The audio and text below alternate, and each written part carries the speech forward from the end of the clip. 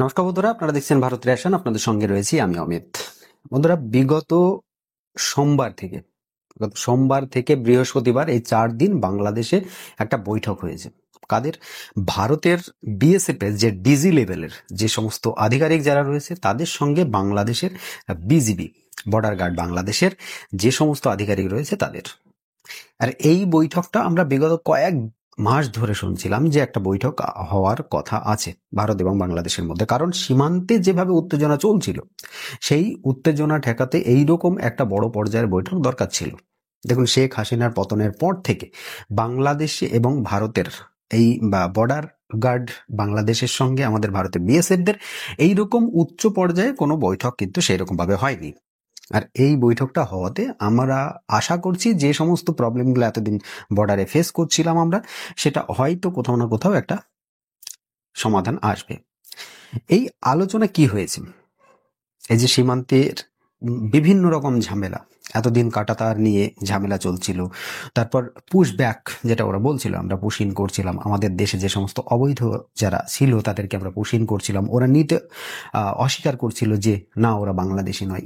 এই সমস্ত প্রবলেমগুলো এখানে আলোচনা হয়েছে। কি কি আলোচনা হয়েছে সেগুলো নিয়ে আজকে আপনাদের সঙ্গে কথা বলবো।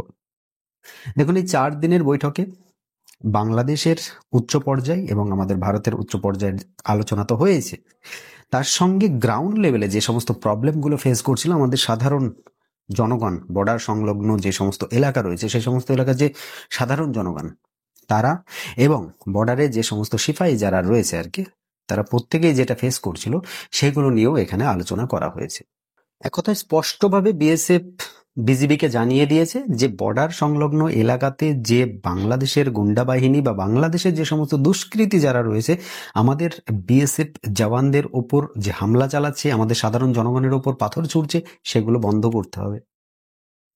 তারপর যে সমস্ত এলাকায় কাঁটাতার নেই সেই এলাকাগুলোই অবিলম্বে খুব শীঘ্রই কাঁটাতার সম্পূর্ণ করতে হবে। এতে ইন্টারন্যাশনাল নিয়ম যেটা রয়েছে, আমাদের ভারত এবং বাংলাদেশ বর্ডারের যে নিয়ম রয়েছে সেই নিয়ম মেনেই হবে। আপনারা সকলেই জানেন যে 4096 কিলোমিটার যে একটা বিরাট বড় একটা বর্ডার ভারত এবং বাংলাদেশ শেয়ার করে।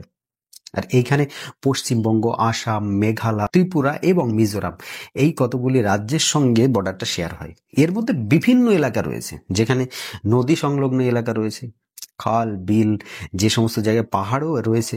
তো এই সমস্ত জায়গাতে কিন্তু ফেন্সিং বা কাঁটাতার দেওয়াটা সম্ভব হয়নি। তো কিছু কিছু জায়গায় কাঁটাতার সম্ভব হয়নি এই কারণে যে সেই রাজ্যের সরকার অনেক সময় জমি দিতে চায়নি। তো রিসেন্টলি সেই সমস্যার সমাধান হয়েছে। তারপরে যখন কাঁটাতার তৈরি হতে যাচ্ছিল তখন কিন্তু আমরা কয়েক মাস আগে দেখলাম যে বাংলাদেশের যে বিজিবি রয়েছে তারা এসে কিন্তু এটাকে বাধা দিচ্ছিল।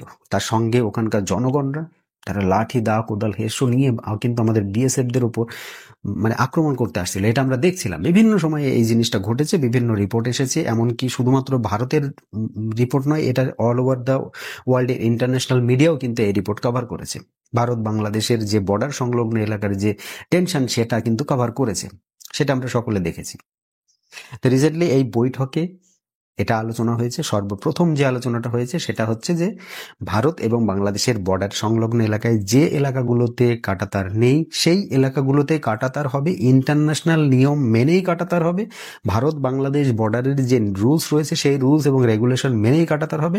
কিন্তু যখন কাঁটাতার তৈরি করতে যাওয়া হবে সেই সময় কিন্তু বিজিবির তরফ থেকে বা সেখানকার জনগণের তরফ থেকে যেন কোনো রকম বাধা না আসে। আর এটা এনশিওর করতে হবে বিজিবির যে উচ্চ পর্যায়ে যারা রয়েছে তাদেরকে একদম ক্লিয়ার কাট তাদেরকে জানিয়ে দেওয়া হয়েছে।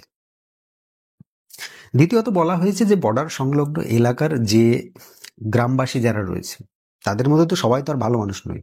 তারা অনেকেই রয়েছে যে তারা দুষ্কৃতী, বিভিন্ন এলাকা থেকে জেল খেটে তারা এসে আসামি, তারা এসে ওই বর্ডার এলাকায় থাকে কারণ কি কিছু ইললিগাল কাজ করতে পারবে আর বর্ডারটাকে উত্তপ্ত করতে পারবে।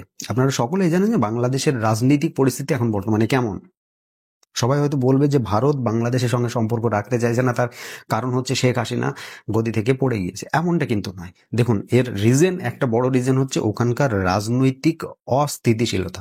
আজকে যদি একটা পার্শ্ববর্তী একটা কোনো বাড়িতে, আপনার প্রতিবেশী কোনো বাড়িতে যদি ঝামেলা থাকে তাহলে নিশ্চয়ই আপনার পরিবারের যে সমস্ত মানুষজন যারা গ্রোথ হচ্ছে, যে সমস্ত বাচ্চারা গ্রোথ হচ্ছে, তারাও দেখবে যে আশেপাশে কি হচ্ছে, সেই দেখে তো সেটাই শিখবে। তাই কালচার একটা বড় ম্যাটার করে। আজকে বাংলাদেশের যে কালচার হয়ে যাচ্ছে, আর প্রত্যেকটা রাজ্য বা প্রত্যেকটা জেলা বা প্রত্যেকটা শহরে কিন্তু ঝামেলা, মারামারি, দাঙ্গা চলতেই রয়েছে। তো সেই জিনিসটা আজকে বাংলাদেশ যেন বন্ধ করে। আর আমাদের ভারতের এবং বাংলাদেশের বর্ডার সংলগ্ন এলাকায় যে ইললিগাল অ্যাক্টিভিটিগুলো হয়, সাপোজ ধরুন ওখানকার যে দুষ্কৃতী যারা রয়েছে তারা আমাদের বিএসএফদের ওপর পাথর ছোড়ে। অনেক সময় আমরা দেখেছি আমাদের সাধারণ জনগণ যারা তার কাটার ভিতরে যাদের জমি রয়েছে, যাদের ক্ষেত রয়েছে, তারা আবাদ করতে গেলে, ক্ষেত করতে গেলে তাদেরকে কিন্তু মারধর করে, তাদের শিকার করে, বিভিন্ন রকম ঝামেলার তারা সম্মুখীন হয়। তো এই সব ঝামেলাগুলোকে অবিলম্বে বন্ধ করতে হবে, এটাও কিন্তু একটা বিরাট পয়েন্ট। এছাড়া ভারত এবং বাংলাদেশের মধ্যে যে বর্ডার সংলগ্ন এলাকার আরও একটা ঝামেলা কি, সেটা হচ্ছে যে রিসেন্টলি আমরা দেখেছি আমাদের ভারতের বিভিন্ন জায়গা থেকে বাংলাদেশিদেরকে ধরে এনে কিন্তু বাংলাদেশের বর্ডারের ভিতরে ছেড়ে দেওয়া হচ্ছে। আর এই প্রক্রিয়াটা কেন হচ্ছে? কারণ বিজিবি ডাইরেক্ট তাদেরকে অ্যাকসেপ্ট করতে চাইছে না। ভারতের তরফ থেকে তো তারা প্রমাণিত হয়েছে যে তারা বাংলাদেশি। এখন যখন বিএসএফ তাদের সঙ্গে কথা বলছে, তখন তারা অ্যাকসেপ্ট করছে না। এই জায়গায় কি হচ্ছে, ভারতের বর্ডারের কাঁটাতারের যে গেট রয়েছে সেটা খুলে তাদেরকে ভিতরে প্রবেশ করিয়ে দেওয়া হচ্ছে, যে তোমরা যাও, এবার তোমাদের এলাকায় তোমরা চলে এসেছো। তো এই রকম পরিস্থিতি যেন না আসে, বিজিবির সঙ্গে ডাইরেক্ট কথা বলে যেন বিজিবি এই যে টালমাটাল করে যে না ওরা বাংলাদেশি নয়, অথচ আমরা বিভিন্ন সময় দেখেছি যে বাংলাদেশে যাওয়ার পরেই কিন্তু তাদের আত্মীয় স্বজন, বাড়ি ঘর কোথায়, সমস্ত কিছু কিন্তু আমরা দেখতে পাই যে এই জায়গায় বাড়ি। এরকম বিভিন্ন রিপোর্ট আমরা কিন্তু এর আগে আমাদের এই চ্যানেলেই দেখিয়েছি, এমনকি ভিডিও দিয়ে দেখিয়েছি। তো সেই রকম পরিস্থিতি যেন না হয় যে অ্যাকচুয়ালি বাংলাদেশি, আমরা ডেটা পাঠাচ্ছি, তোমরা ভেরিফাই করো, তাদেরকে অ্যাকসেপ্ট করো। এই নিয়ে যেন কোনো রকম জল ঘোলা না হয়। আর এই টালমাটাল করলে কিন্তু সেটা ক্লিয়ার কাট অন্যরকম অ্যাকশন নিতে হবে। ভারতের বিএসএফ কিন্তু এইটাই জানিয়েছে। আর হচ্ছে যে সীমান্তে যে অপরাধগুলো হয়, সীমান্তে কোন অপরাধ হয়, বিশেষ করে তার কাটা কেটে সেখানে গরু পাচার করা, গবাদি পশু পাচার করা, তারপর স্মাগলিং করা, আমাদের ভারতের যে সমস্ত ইললিগেল অ্যাক্টিভিটি হচ্ছে সেগুলোকে ওখান থেকে অপারেট করা। তো এই ধরনের কাজগুলোকে যৌথভাবে কিন্তু ইতি টানতে হবে। মানে দেখুন, আজকে ভারত সরকার, ভারতের বিএসএফ যদি চায় যে আমরা কিছু করব তো করতে পারে, কিন্তু বাংলাদেশের মধ্যে যে ইললিগাল অ্যাক্টিভিটিগুলো হচ্ছে বর্ডার সংলগ্ন এলাকায়, সেইগুলো যদি ধরা না পড়ে তাহলে তো আমরা ক্লিয়ার কাট তারকে পুরো যে জড় সমেত, তার শেকড় সমেত তো আমরা তুলতে পারছি না। তাই বিএসএফ এবং বিজিবি দুজনকেই কিন্তু সমানভাবে এটাকে যৌথভাবে একটা সমস্যার সমাধান করতে হবে। তো এটাই এই আলোচনার মধ্যে উঠে এসেছিল। আর একটা কথা কি জানেন তো, যে আমরা যেমনটা বলি না যে বাংলাদেশের যে বর্ডার সংলগ্ন এলাকার মানুষজন যারা রয়েছে তাদের মধ্যে সেই ওয়াকিবহলটা নেই। মানে আমরা যতটা জানি, আমরা যে বর্ডারের বিএসএফদের সঙ্গে, বর্ডারের ফোর্সের সঙ্গে বা আন্তর্জাতিক সীমানাতে কোনটা করা উচিত আর কোনটা করা উচিত না, এগুলো কিন্তু আমাদের জানা রয়েছে। যেমন ধরুন, আন্তর্জাতিক সীমান্তে আপনি কোনো সময়ই ড্রোন আকাশে ওড়াতে পারবেন না, কিন্তু বাংলাদেশিরা এই জিনিসটা জানে কিনা আমি বলতে পারছি না, তবে তারা কিন্তু আন্তর্জাতিক সীমান্তে এসে ড্রোন ওড়ায়।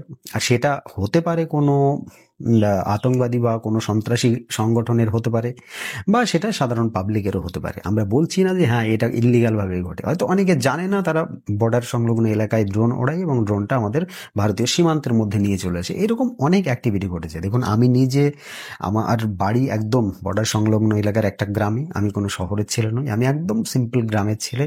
তো এই গ্রামের আশেপাশে আমরা যখন রাত্রি হয় তখন আমরা দেখতে পাই যে আমাদের এলাকায়, বর্ডার সংলগ্ন এলাকায় কিন্তু ড্রোন ওড়ে ঠিক বাংলাদেশের ওই সাইডটা দিয়ে। অনেক সময় কি হয়, আমাদের ভিতরের দিকেও চলে আসে। তো আমরা যখন ওটাকে ফলো করি তখন সেটা দেখি যে বাংলাদেশের মধ্যে প্রবেশ করছে। তো এই ধরনের অ্যাক্টিভিটিগুলো বাংলাদেশে যেটা ঘটছে সেগুলোকে তাদেরকে ওয়াকিবহাল করতে হবে, তাদেরকে জানাতে হবে। সাধারণ যে সমস্ত জনগণ বাংলাদেশ এলাকায় রয়েছে, বর্ডার সংলগ্ন এলাকায়, তাদেরকে জানাতে হবে যে এই ধরনের অ্যাক্টিভিটি যে করবে তাকে আইনি কারবাই করতে হবে, তার উপরে কিন্তু অ্যাকশন নেওয়া হবে। এটা বাংলাদেশের সাধারণ মানুষকে বোঝাতে হবে এই জিনিসটা। আমরা যতটা জানি ওরা ততটা জানে। আমরা বিভিন্ন সময় দেখেছি, এর আগে আমার এই চ্যানেলের প্রতিবেদন আছে, আপনারা পিছনে গিয়ে দেখতে পাবেন যে বাংলাদেশ এবং ভারতের যে বর্ডারের যে ফেন্সিং রয়েছে আপনারা সকলে জানেন যে ফেন্সিং ছাড়াও কিন্তু আরো 500 মিটার ভিতরে রয়েছে মেন পিলার। তো সেই মেন পিলার থেকে তারা ফেন্সিং এর কাছে চলে আসে, এসে বিএসএফ দের সঙ্গে ঝামেলা সৃষ্টি করে। আর বিএসএফরা কিন্তু এগুলোকে খুব নর্মাল ভাবে নেয়, কারণ কারণ যদি কোনো রকম ভাবে একটা অ্যাকশন নিয়ে ফেলে বিএসএফ, তাহলে সেটাই কিন্তু একটা ইন্টারন্যাশনাল ইস্যু হয়ে দাঁড়াবে। আর এই ইস্যুটা আমরা করতে চাই না, কারণ বাংলাদেশ একটা ছোট্ট দেশ, আর তারা বেশিরভাগ ক্ষেত্রে কিন্তু ডিপেন্ডেন্ট হচ্ছে আমাদের ওপর। তাই এই ধরনের ইস্যু যেন না আসে, আমরা সেই সময়টাই সেটাই নজর রাখি সব সময়ের জন্য। তো এই যে 4 দিন যাবৎ যে আলোচনা ঘটেছে, আপনারা সকলেই জানেন যে ইন্টারন্যাশনালি কোনো বৈঠক হলে সেই বৈঠকের পরে যে আলোচনা হয় তার একটা ডিটেলস একটা কপিতে কিন্তু সাইন করে নেওয়া হয়। তো বাংলাদেশ এবং ভারতের যে বিএসএফ এবং বিজিবি উচ্চ পর্যায়ে যে বৈঠক হয়েছে, সেখানে কিন্তু রীতিমতো সিগনেচার করিয়ে নেওয়া হয়েছে এই সমস্ত প্রবলেমগুলো সমাধানের জন্য। প্রথমত হচ্ছে আমরা চাই খুব তাড়াতাড়ি কাঁটাতার যেন সম্পূর্ণ হয়, ভারত এবং বাংলাদেশের সংলগ্ন এলাকায় কাঁটাতার যেন বেশি দিন ফাঁকা না থাকে। প্রথমত হচ্ছে আমাদের এটাই। দ্বিতীয়ত, ভারত যে সমস্ত সাধারণ জনগণ আমাদের বর্ডারের এলাকায় কাজে যায় বা বর্ডার এলাকায় বাস করে, তাদের ওপর যেন কোনো রকম অ্যাকশন বা কোনো রকম হামলা যেন বাংলাদেশের তরফ থেকে না হয়, এটাও কিন্তু এনশিওর করতে হবে। তো এই ধরনের কাজগুলো যদি না হয় নেক্সট টাইম, তাহলে ভারত এবং বাংলাদেশের বর্ডার কিন্তু শান্ত থাকবে। আমরা দেখেছি যে এর আগে ভারত বাংলাদেশের বর্ডার অনেক উত্তপ্ত থাকতো, তারপর যখন ফেন্সিং হয়ে যায় সেটা আস্তে আস্তে কমে গিয়েছিল। এখন এই বর্ডার সংলগ্ন এলাকায় আবার ঝামেলা সৃষ্টি হচ্ছে, কারণ পাকিস্তান থেকে, আপনারা সকলেই জানেন যে পাকিস্তান থেকে বিভিন্ন রকম আতঙ্কবাদী সংস্থা এখন বাংলাদেশ থেকে অপারেট করছে। আর রিসেন্টলি ডক্টর মোহাম্মদ ইউনূস আসার পর থেকে তো তিনি সমগ্র জেলে যত আতঙ্কবাদী ছিল, সন্ত্রাসী ছিল, প্রত্যেকেই কিন্তু রিলিজ করে দিয়েছে। তাই পরিস্থিতি কি হবে সেটা আপনাকে বা আমার কাউকেই জানানো মানে কোনো রকম ভাবেই দরকার পড়বে না। আপনারা সকলেই জানেন যে কি পরিস্থিতি বাংলাদেশের মধ্যে এখনো হচ্ছে। তো সেই রকম জায়গায় দাঁড়িয়ে আমাদের বিএসএফ কে আরো স্ট্রং হতে হবে এবং আমাদের গভর্নমেন্টকে আরো স্ট্রং হতে হবে বাংলাদেশের বিষয়ে। তো আপনাদের কি মতামত যে আজকে এই যে আলোচনাগুলো হয়েছে, এই যে নিউজটা আপনাদের সামনে দিলাম, এখানে আগামী দিনে এই ফেন্সিং নিয়ে কি আবারও বাংলাদেশ এবং ভারতের মধ্যে ঝামেলা দেখা যেতে পারে? কি মনে হয় সেটা অবশ্যই কমেন্ট বক্সে লিখতে ভুলবেন না। আর আমার এই প্রতিবেদনটা যদি আপনাদের ভালো লেগে থাকে অবশ্যই একটি লাইক করবেন, শেয়ার করে আর সকলকে পাঠিয়ে দেবেন। আজকের মতো এই প্রতিবেদন এখানেই সমাপ্ত করব। সকলে ভালো থাকবেন, সুস্থ থাকবেন। ধন্যবাদ।